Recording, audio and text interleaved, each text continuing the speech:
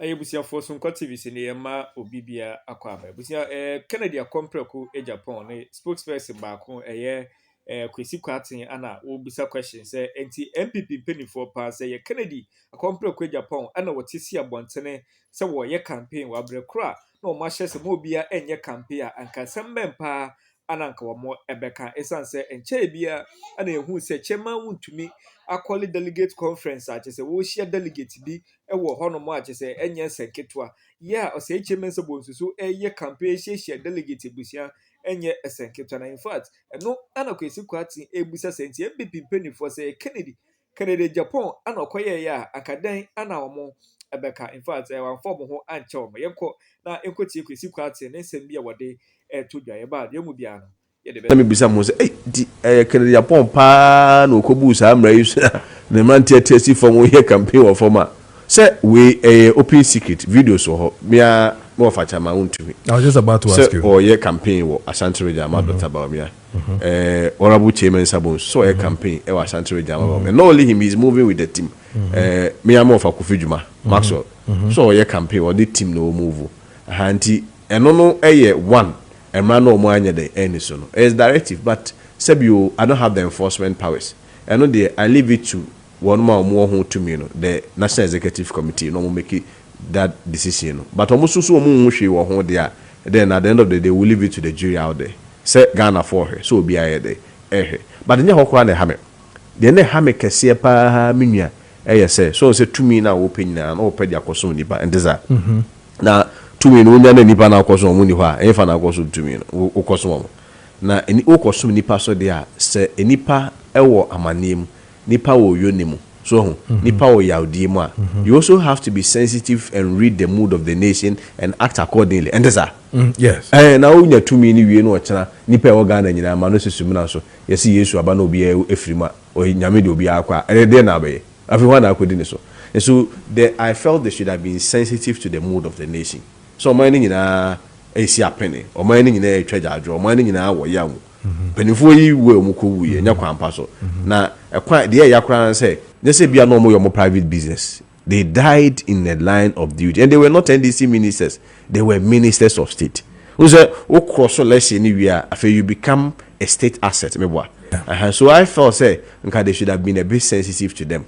Because especially when even Dr. Bawumia himself or no penina nkasa odi animo no say munyina na no yehunu so ole ref ne one Joyce Bawa no mo kasa ne John Mama mo kasa okochia mu ndi penina akra ene oman ni nyina ye dey is twajajo nyina we are all morning na be hu say ne mpeni nkofo bi and if it was Sebia Kwasi Kwarteng bi kra na wo form no ye campaign akameti ase say Kwasi Kwarteng be ka Sebia ono youthful exuberance be a mantesem kakra ye dey e won so but nipa mbobo these are high profile people one more ya de bi na bia meme ya de kwa na nya chemensa betima ka say Kwasi ade we de achia meboa opani ma so Kofi Dwuma so Kwasi ade we de o ye wa anya ni entesa chama Wontumi wo se me na me ye chairman of a region nti we de achia party directives sisi but omo nti ase bo hu no say emfunso bi hanya de eni ho na omo ekoya na omo ye campaign a hon nsem bibre ba ya no mo ko ka say Dr. Bawumia 41.6 dada nti saade ya man enkono hia less than 10% ma me tro sa kata I'm sure say be kum yes e be kum but even enokwa no sa asem no person me kan of video say it's not tenable ya to abawi na ka say obi 41.6 dada per that extension of that logic it presupposes that then this should also have 50 of obi 41 dada it presupposes that this is only 56 and also 56%. Then what is the essence of going for the election even in the first place? You are 12 vote to incredible.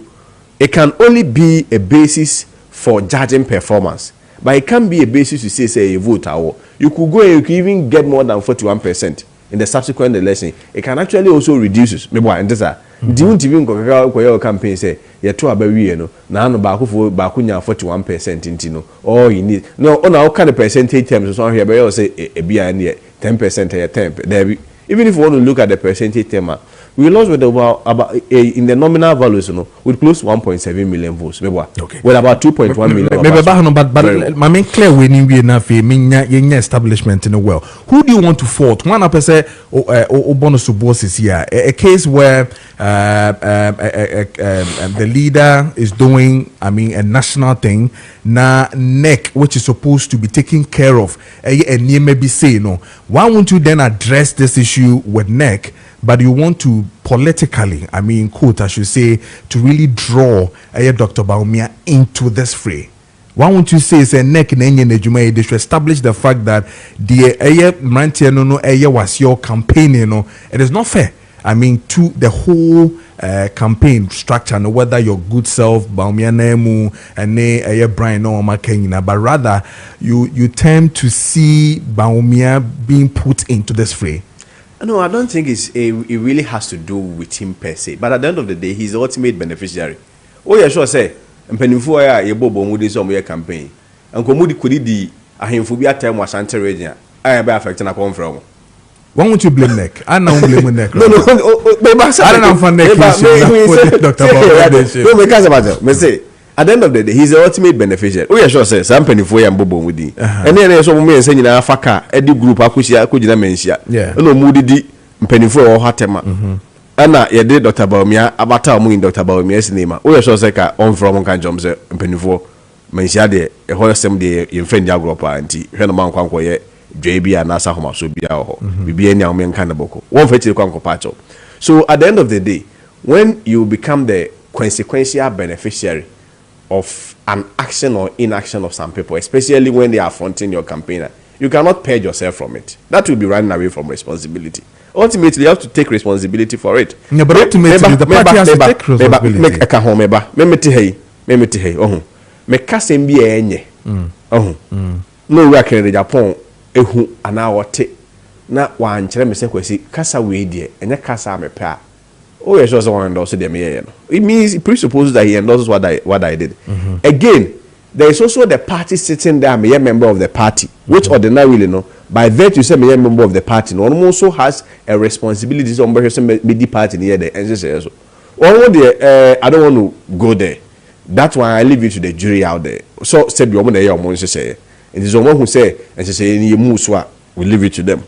So say woman the directive in the buy according to the woman who say obiya muswa fair deal. But you see the dangerous precedent that the sex is that at the end of the day one here or China Agyapong so the camp to say ni nkofo motis former you here to be an unfair and an undue advantage to, against us in yes you NTC form engineer Agyapong say na say na no cheme sabos mu kwa yi bi gra no obiya nkan wa asem omebua uzo no so TSC form bia former boss Dr. Zeduchum was na mo di akwati ehunu yi na akwati say eti ba ko bo nteza na no de ngbofo so nkofo egufo mo so ye campaign 4 months 5 months to election and yes ade ameso kra meja me nkofo aye dey agum obiya nkwa campaign na obiya ja ne nkofo gum so obiya nkwa campaign ho na akwati adwuma no.